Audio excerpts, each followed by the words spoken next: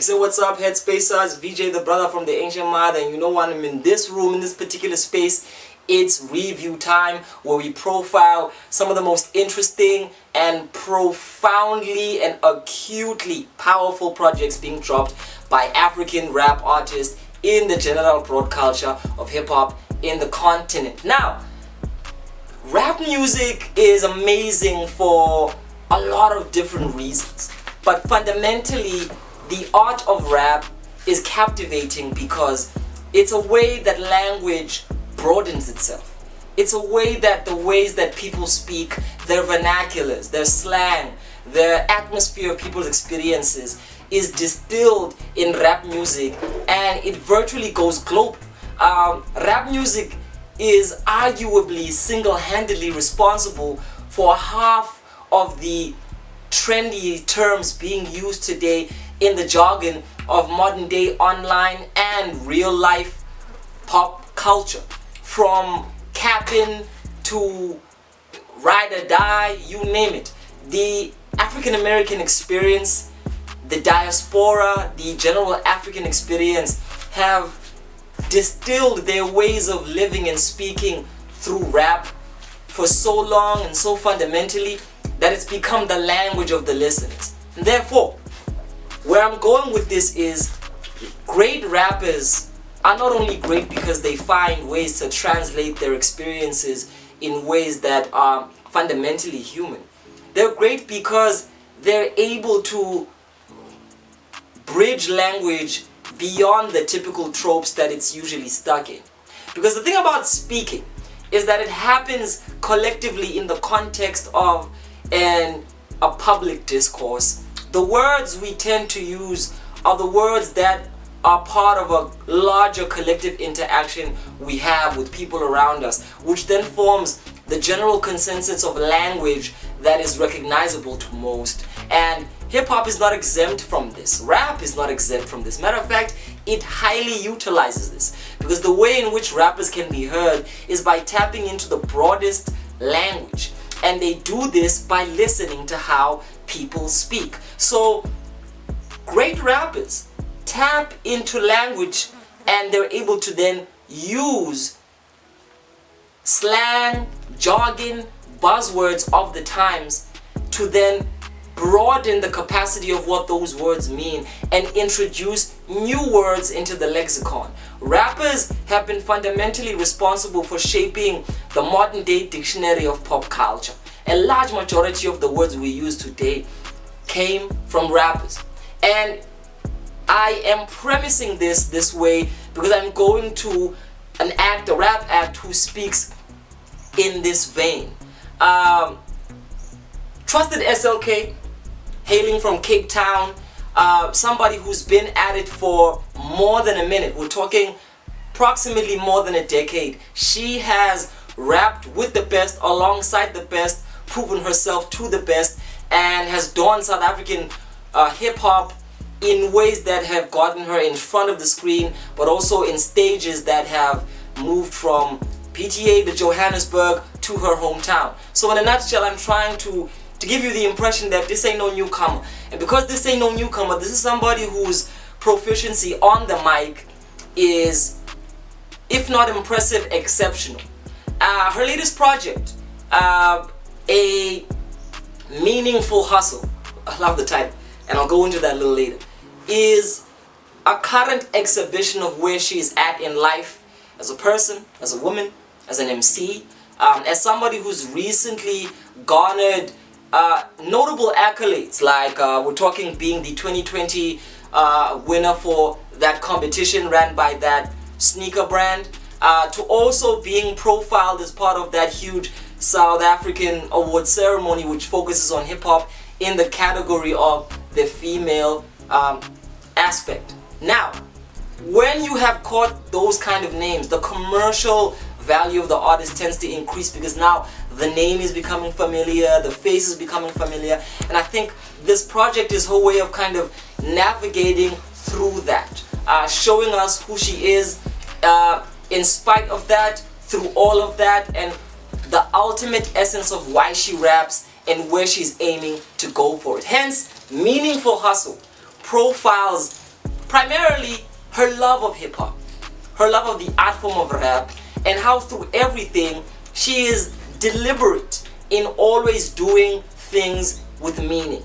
She's not being pushed by waves or trends. She understands how these trends are moving, but she's very forthright and conscious and aware about where she wants to position herself in all of that. And it's breathtakingly beautiful to listen to lyrically, because listening to somebody owning their place, listening to somebody who speaks from a place of wisdom about why they rap and where they're trying to go from it, is an exceptional experience. You're not just being carried away by typical tropes. This is someone who is very galvanized in their intentions. Therefore, it was refreshing on a topical level to hear an MC who knows what the fuck they're about, who, in other words, got something to say, and it comes from a very deep place in their heart. Now, where it doesn't fully then become melded masterfully is number one, the sonic texture of this project is just way too damn typical. It's the tropes of budding 808s that are expanded around beats that feel mellow at times.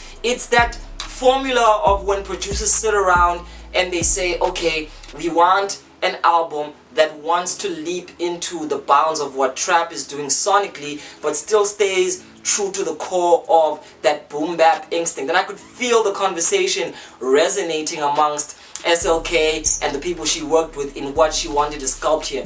But they did it in a way which was very expected, contrite, typical, and as a result, it doesn't create a world that's broad and exciting enough for this intentional rapping, this intentional casting of a spell into the direction of her own destiny, to sink that deep to the listener. Because once you've heard one of the songs, you eerily feel like you're listening to an album you've heard in some shape or form from other artists before. And not even her raspy, aggressive delivery matched with her broad ways of, she's got a natural rasp, but she's able to take it to places which are more than bravado. She's able to take it to places which are sensitive. She's able to talk about what she wants from a nigga in a relationship to how she dominates the stage. So I love the fact that as an MC, you can't say she can't rap. She knows how to spit with broad vocality.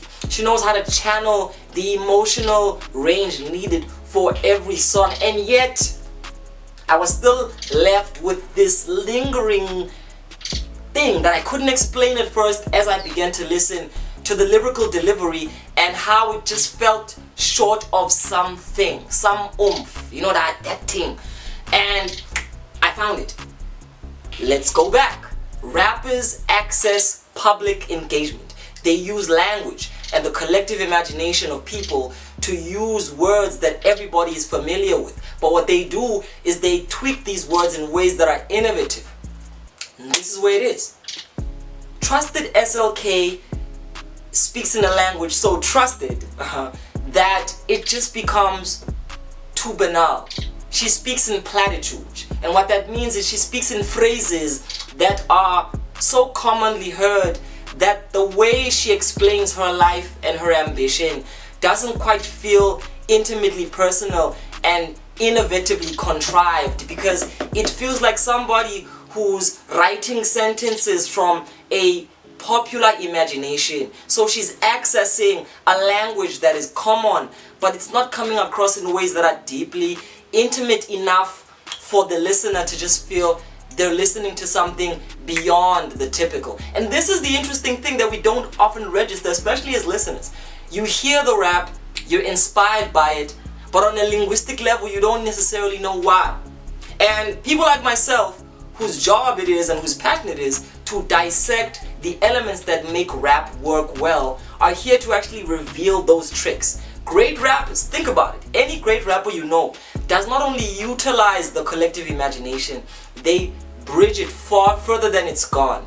They use slang that is familiar in ways that are unfamiliar. They use buzzwords and trivializations and prosaic statements and jargons and cliches in ways that weave it together, that give it a new, refreshed life. And if you can't do that, you're just stuck in this place where you eerily just sound like somebody giving a tired old fable, the same kind of revolutionary. And by revolutionary, I don't even mean breaking the cycle, but sticking to the cycle. You stick within the cycle of how things can possibly be said, and you don't break the possibilities of how to say things. And I think this is that little magic place where Trusted SLK just hasn't yet gone beyond. As a rapper, she's uninspiring and uninteresting. Not because she can't rap, but because she raps in metaphors and similes that are typical. She raps in generic language, and it's so generic that a lot of the way the words are structured don't carry themselves beyond that immediate moment. It's in the way that she writes hooks on songs like Ndieza. Her saying Kudala, Ndieza, Ndieza, Ndieza. It's like she can only structure her songs in ways that work for repetition, but she doesn't allow for the repetition to imbibe something innovative within the context of it. Another example is the song We Won, where she says we won guy won, and that means you've won. And she repeats the same sentiment all the time as a kind of melodic bedrock for the song, but it just doesn't resonate beyond it just feeling like an interesting pun. We won guy won, that means you've won. But what does that really mean? And when you listen to the lyrics, you don't get what that means. It just sounds provocative. And that's how hip-hop comes across sometimes. There are things that can come across provocatively, and there are things that can come across in ways that are just tantalizingly interesting to listen to. But when you get to the basis of what they mean, they're flat. And that's exactly what a platitude is. It's flat phrases that have been used over and over again. So as a result, the platitudes trap this rap in a place where it just doesn't go beyond that moment. Now you juxtapose that with the weak production, which is also coming from a place that's been too tried and tested. Overall, the meaningful hustle turns into nothing but a typical formula, and as a result it falls to the ground because the concept is very ambitious and beautiful and sublime, but the execution is just too achingly and frustratingly typical. Shout out to artists who understand these formulas, and I want to give a big up to SLK for being an MC who fundamentally makes it about her craft. Yes, the gender is part of how these things are laced into it, and you can't tell your story without telling the story of your embodiment. But she raps so effectively that you're interested in her as a rapper, and that's why when you try to go deep into the capabilities, it doesn't reach as far as you know it could. So I think with that in mind, I'm hoping that this review can serve as a lesson, not only to her, but to artists just generally. So if we're going to access the collective consciousness of the world using social media, with all of the memes, the statuses, and regurgitate that language as we see it, then it doesn't stretch the discourse. It doesn't tweak and improve the dialogue. It simply settles comfortably within it, justifying it to a moment where it could just easily die when the language is changed. And I think any artist, especially rappers, want to put themselves in a position where they control the direction of their linguistic power. My name is Viwe, the brother from the ancient mother. The art form of rap music is intricate to the point of a science. And I think sometimes we get so caught up in its pop value that we forget just how technical it is of an art form. Even people who are good at rapping can be bad at rapping because they understand how to do it, but they're just not doing it in ways that are innovative enough. And if you get that, you get what these reviews are all about. Shout out to Trusted SLK. I think I'm gonna give this one a 3.5 to 4 out of 10. Because like I said, the gusto of the message. It's so important that we talk about the meanings behind our hustles, but it's even more important that we understand how we can truly express our individuality in a world where the tropes and the designs of what we are pretty much part of a collective experience. With those words, it's been another Headspace review. Please subscribe if you haven't. We do things like this all the time. It's for hip-hop, African hip-hop and the continent. And we do this for the experience of the culture, in the continent to be profiled front and center for all you Africans first and foremost, but to everybody out there in the rest of the world watching. So if this is your kind of content, please subscribe, because this is what we do.